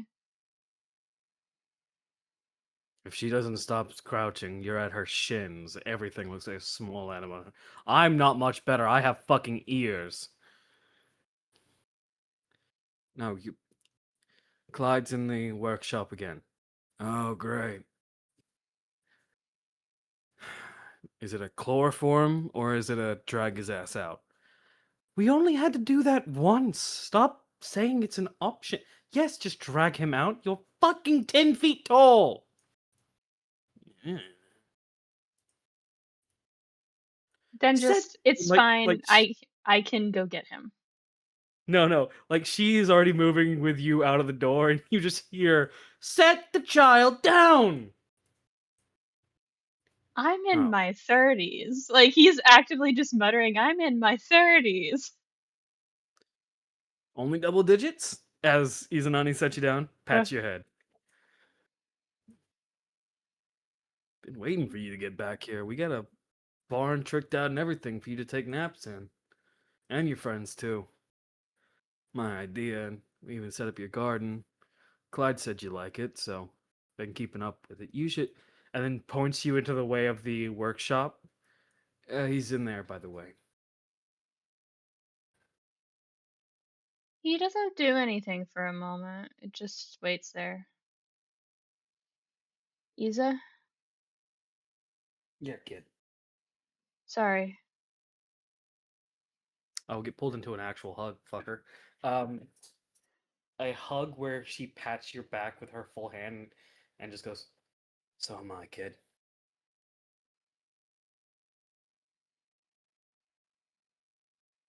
Oh, the strength he does not have fully to pull away and go see Dad. Oh.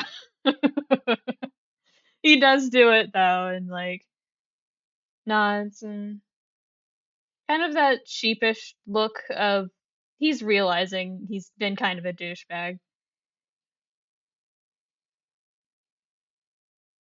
but does step away. Waves and goes to talk with Dad. I think he's slowly getting within range of where Clyde would definitely be like, someone's approaching. Wait.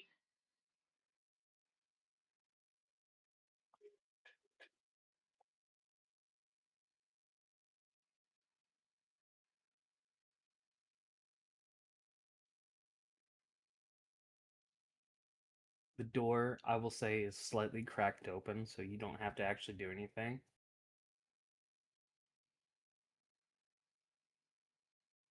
He just like stop outside the door and pauses again. And with what manage of strength he can muster in his voice. Clyde?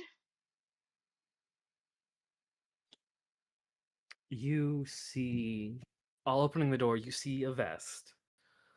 Normally buttoned, left a little unbuttoned and pulled back.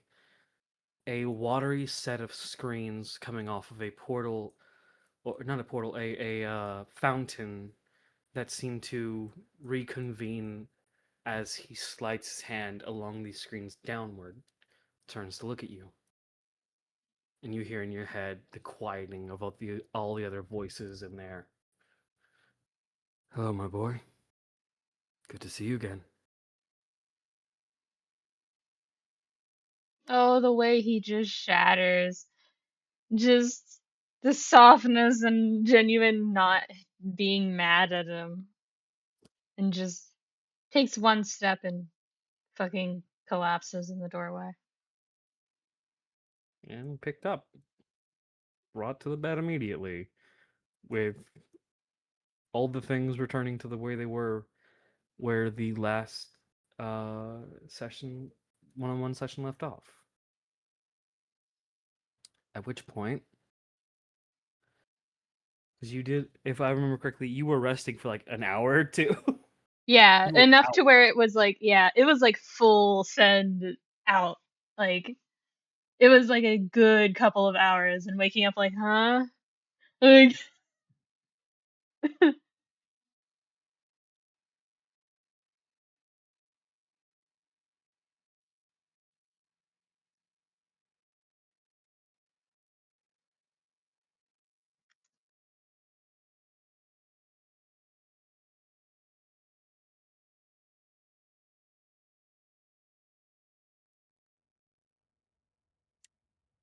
As the time has passed, eventually, with Silas staying behind for a bit to kind of talk with Rook before being immediately dragged away, Cupronickel, Aurelia, and Agate, and all the others, I don't have their tokens, do show up and sort of. Aurelia and Cupronickel, I'll say you two move first, the others stay behind to keep. What the fuck is the word? To keep Silas busy and kind of not let Rook run away with him.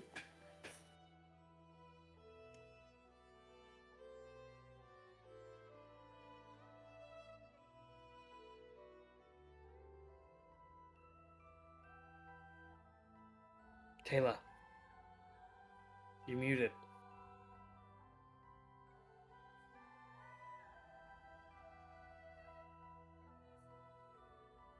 Hello? I forgot I was muted. Because I did say I was getting into a brief argument with Owlbear. I literally said, motherfucker, you're muted.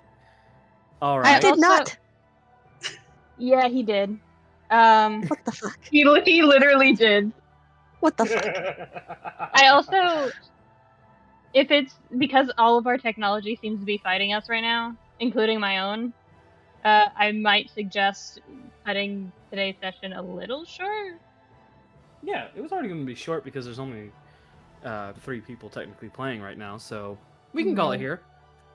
Yeah, because I was about to say, I do gotta go to bed soon. Alright. Aurelia? I mean, I want to keep going, but I understand other people need to rest. Sweetie, we can do a one-on-one. It's not the same.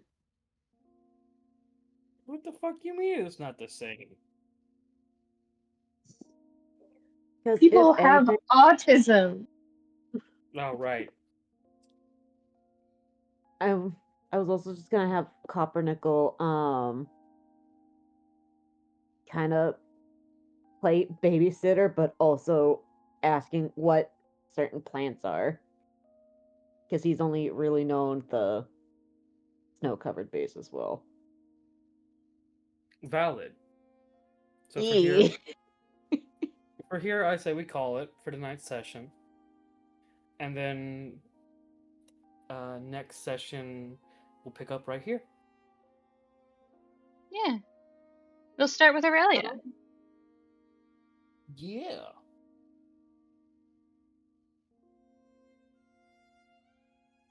Is that all right? Yeah.